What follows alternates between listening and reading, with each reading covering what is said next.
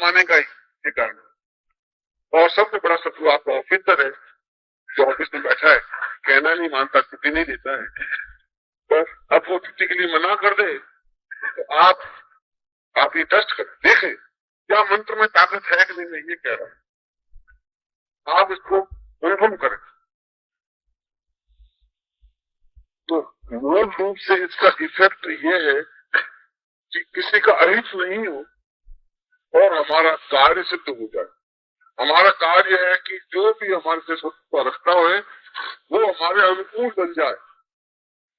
तो चाहे हमारा अधिकारी है, चाहे पति है, चाहे पत्नी है, चाहे नौकर है, चाहे संबंधी है, चाहे हम किसी ऋण मांग रहे हैं, चाहे हमारा घोषित शत्रु है, कोई भी व्यक्ति जो हमारा अहित चिंतन कर रहा है उसको वशवर्ती बनाने के लिए और व्यापारी आदमियों की सबसे ज्यादा उपयोग यह मंत्र सीधा उपसर्जक है, मगर यथासंभव इस मंत्र का कम उपयोग करना चाहिए। इसलिए दिन में 24 बार फिर इसका उपयोग नहीं किया जाए। मगर जब आप लोग को संकट आ जाए, जब आप लोग को परेशानी आ जाए, कोई रास्ता नहीं मिल रहा हो, तो आप इसका उपयोग करके देखिए, फिर सीधा उसके पास जाइए। आप जो कहेंगे वो हाँ भरेगा, मना नहीं करेगा। ऐसा काम आप बताइए जो उचित हो, जो नीति के अनुरूप धर्म के विरुद्ध नहीं कार्य। यदि मैं किसी ब्राह्मण को जाके कहूं तो मांस खा, तो संभव नहीं है, उसकी नीति के विरुद्ध है। ऐसा कोई काम नहीं सौंपना चाहिए, ऐसा कोई काम नहीं करना चाहिए। मगर इससे जीवन की समस्याएं तुलित सी है। ये जिह्वा ललना मंत्र कहलाता है। यदि कहीं आपको जिह्वा ललना मंत्र पढ़ने को मिल जाए तो ये जिह्वा ललना मंत्र है। इसमें इसके और भी भेद है, इसके कुल 6 भेद है, जो इससे तीक्ष्ण है, फिर उससे तीक्ष्ण है, फिर उससे भी तीक्ष्ण है। और तथा मंत्र तो कहते हैं कि पत्थर को भी अपने अनुकूल बनाया जा सकता है, कि बिल्कुल पत्थर हो, ढेर हो, जो कहना ही नहीं मानता हो, उसको भी पूर्ण से विश्वासी बनाया जा सकता है। कि भेद है। मेरे आने से आप अपना काम चला देंगे, इसलिए मैंने जिह्वा ललना मंत्र आपको समझाया है। आज तो चेहरे का वर्णन कर पाया हूं मैं। शाम को मैं आयुधों के बारे में समझाऊंगा। मगर इसका अगर वर्णन है तो वर्णन भी अपने आप में साधनात्मक वर्णन है। ये मंत्र आपको किसी ग्रंथ में मिल नहीं सकते, कोई प्रकाशित ग्रंथ में है नहीं, ये अनुभव गम्य है, गुरु मुख से ही शिष्य को दिए जाते हैं। और इसकी न तो अभी तक प्रकाशित हुई न इनका विधान है, मगर मैंने इसको अपने जीवन में उतारा है, अनुभव किया है, शिष्यों को करवाया है और प्रामाणिक मंत्र है। इसलिए जीवन में पाद लिया है। अगर आप दीक्षित हैं तो जरूर पा लिया है। और मैंने ऐसा बताया है कि ये शत्रु वशीकरण मंत्र है, मारण मंत्र नहीं है। अहित करने की दृष्टि से कोई भी मंत्र का प्रयोग नहीं होना चाहिए। जो हमारे जीवन में ऑब्स्टिकल्स हैं, बाधाएं हैं, उन बाधाओं को दूर करने की दृष्टि से ये आशीर्वाद देता है। शाम को उसका फल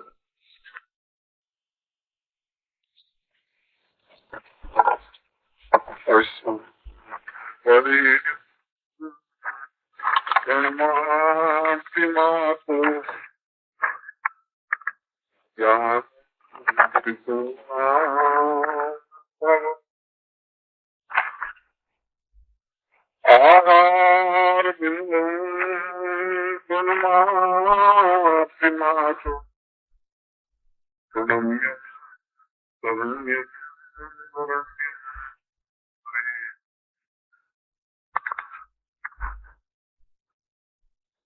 महाकाली शिविर के इस महत्वपूर्ण समय में हम सभी अखिल विश्व पर साम्राज्य और अखिल विश्व को सुख शांति प्रदान करने वाली माँ महाकाली के चरणों में बैठकर उसका ध्यान, चिंतन, पूजन, अध्ययन करते हैं। यह माँ की कृपा है कि हम उसके चरण में हैं, वह हमें वहन कर रही है। इस प्रकार से शिशु को उसकी माँ अपने पंखों से रख करके अभय दास प्रदान करती है। ठीक इसी प्रकार माँ में अभय दास दे, इसी उम्मीद में, इसी विश्वास के साथ मैं आप सब लोगों को इस समय पर आशीर्वाद देता हूँ। आपके जीवन का प्रत्येक गण पल्लवित हो, पुष्पित हो। और प्रातः काल मैंने महाकाली के स्वरूप को आपके सामने करने का प्रयास किया था, और यह केवल स्वरूप स्पष्ट ही नहीं है, इस स्वरूप स्पष्टता में भी उन बिंदुओं का समावेश है, उन अणुओं का समावेश है, उस ज्ञान के कणों का समावेश है जो जीवन में सबसे ज्यादा आवश्यक है। मैंने उन तत्वों को नहीं दिया है जो कि बहुत ज्यादा कठिन है। मैंने उन तत्वों का भी समावेश नहीं किया है जो योगियों के लिए उपयुक्त है। मैंने तो उन मंत्रों का, ध्वनियों का, उन उच्चारणों का, प्रयोग विधियों का आपके सामने विवरण वर्णन किया है जो प्रत्येक गृहस्थ के लिए आवश्यक है। हम गृहस्थ हैं, ये हमारा सौभाग्य है। हम केवल गृहस्थ हैं, ये हमारा सौभाग्य। जीवन में गृहस्थ से वानप्रस्थ की ओर अग्रसर, और वानप्रस्थ से संन्यास की ओर, और संन्यास से ब्रह्मांड में लीन होने की, पूर्णत्व प्राप्त करने की जो क्रिया है वह महाकाली के स्वरूप पूजने की। विश्वामित्र ने जब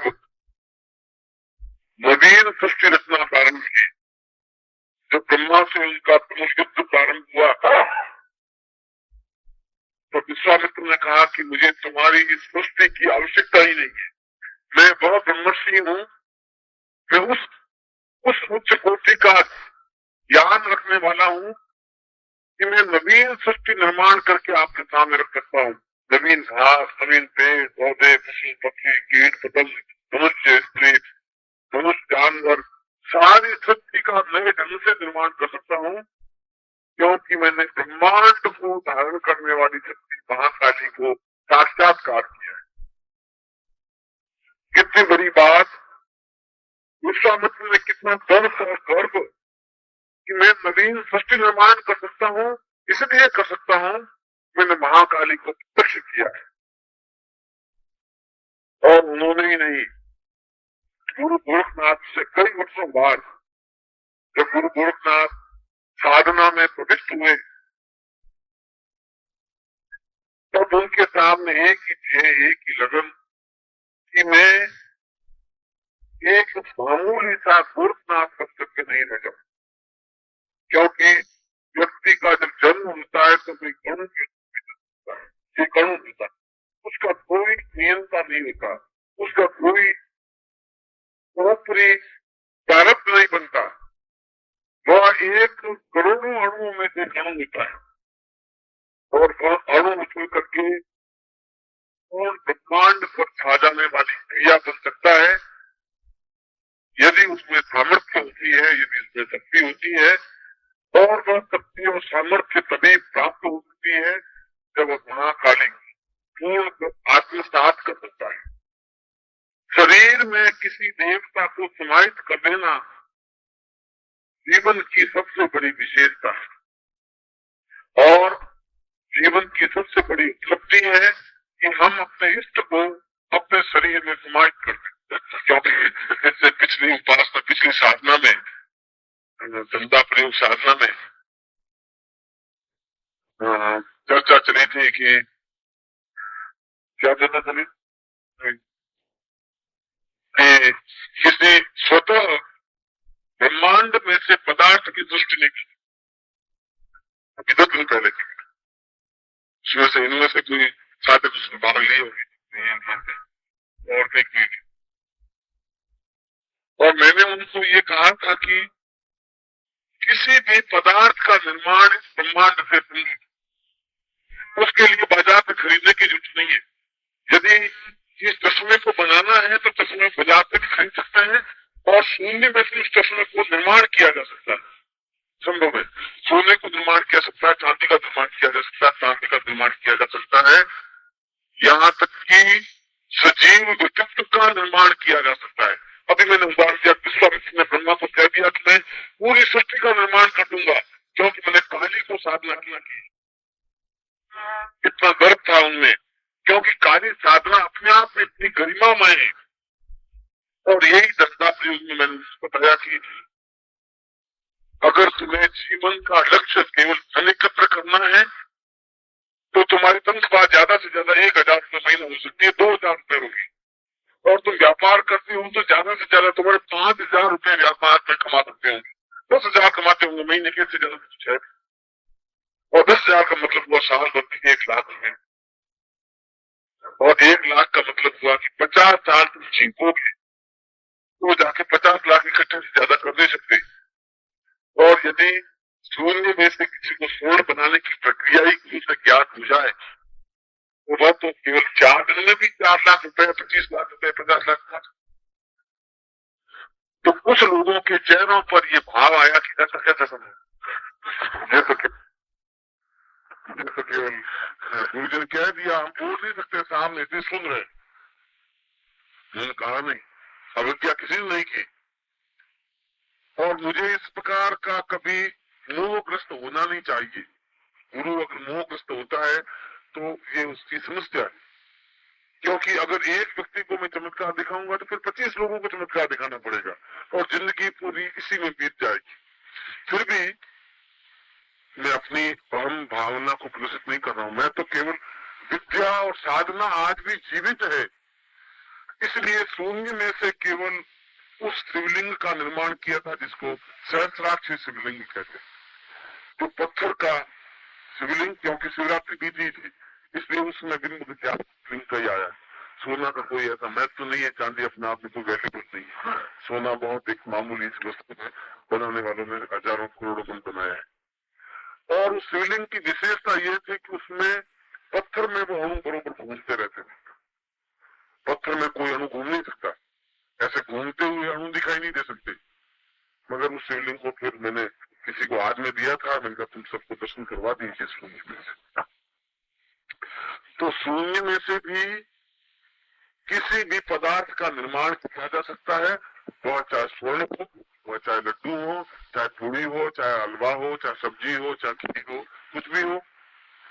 और यदि एक पाव बन सकती है तो 5 करोड़ मण भी बन सकती है, मगर यह काली साधना के माध्यम से संभव है या साबर साधना के माध्यम से संभव है, भूत साधना।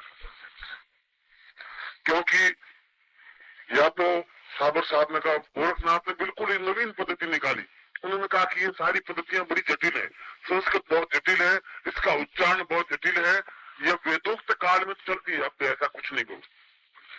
वे नवीन मंत्र सृष्टा थे, उन्होंने नवीन मंत्रों की रचना की और नवीन मंत्रों के माध्यम से भूतों को सिद्ध किया, उस योनियों को सिद्ध किया जिसके माध्यम से काम करवाया जा सकता है। तो भी संभव है। उस भूत को कहा जाके तुम मिठाई की दुकान से जाके एक थाल लेके आओ लड्डुओं का, वो ले आएगा। लंबी चौड़ी बात नहीं, रोने वाला वो रोएगा, दुकानदार बैठा रहता। थाल सजा के रखा था, गया कहाँ? ये तो ढूंढेगा, नौकर को ढूंढेगा, साला गया नहीं। अब उसको यह पता है कि भाई वो साधकों के पास चला गया।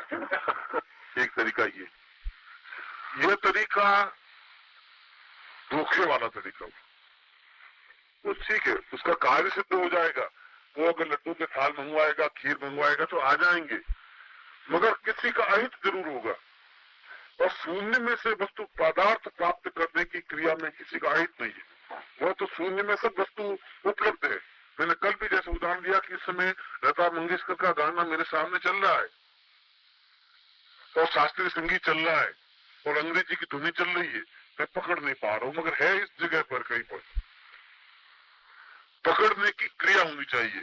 इस जगह पर सारे पदार्थ हैं, उपलब्ध हैं, मगर पकड़ने की क्रिया होनी चाहिए। परं तत्त्वा